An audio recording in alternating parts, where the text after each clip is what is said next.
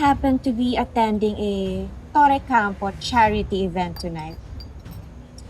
Doon ko i-expose ang lahat ng nangyari sa amin ni Paolo. Na siya ang ama ng pinagbubuntis ko. With paternity test result to prove it. Talaga ba? Total, sinusuka niya ako. Pwes, damay-damay na. Sisiguraduhin kong isusuka siya ng asawa niya at ng pamilya.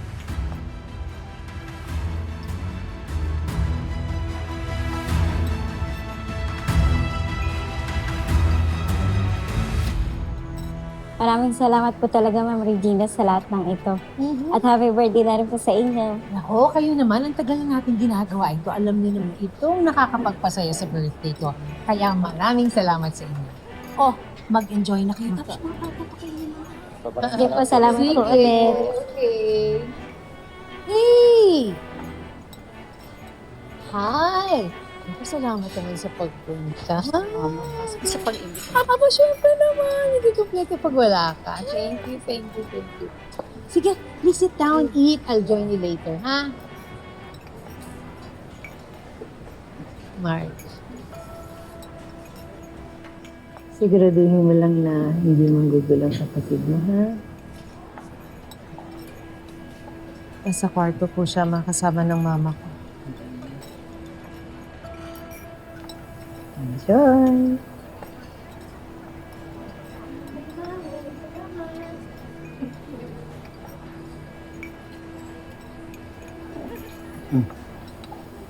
What's wrong? Napapaisip lang ako sa mama mo. I mean, she's doing a lot of charity things, tumutulong sa mga bata. Pero kung tratuhin niya si Jobert, parang salbahing kapatid ko. Alam mo, gusto pa naman niya sumali sa mga ganito. Pagdihin mo na lang yan si Ma. Pressured lang yan kasi gusto niya maging perfect tong event na to para sa mga press. Lambot din yan kay Jobert, ha?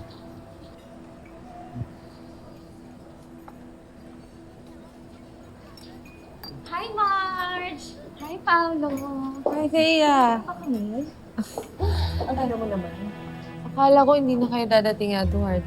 Traffic kasi. Pero syempre, ayaw namin gusto. We've been looking forward to this. Sorry, may kailangan akong gawin. May nakalimutan ako gagawin lang din, ha? I'll be back. Excuse me.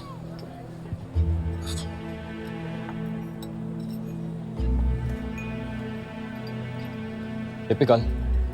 As usual, pag dumating ako, bigla na lang iiwas.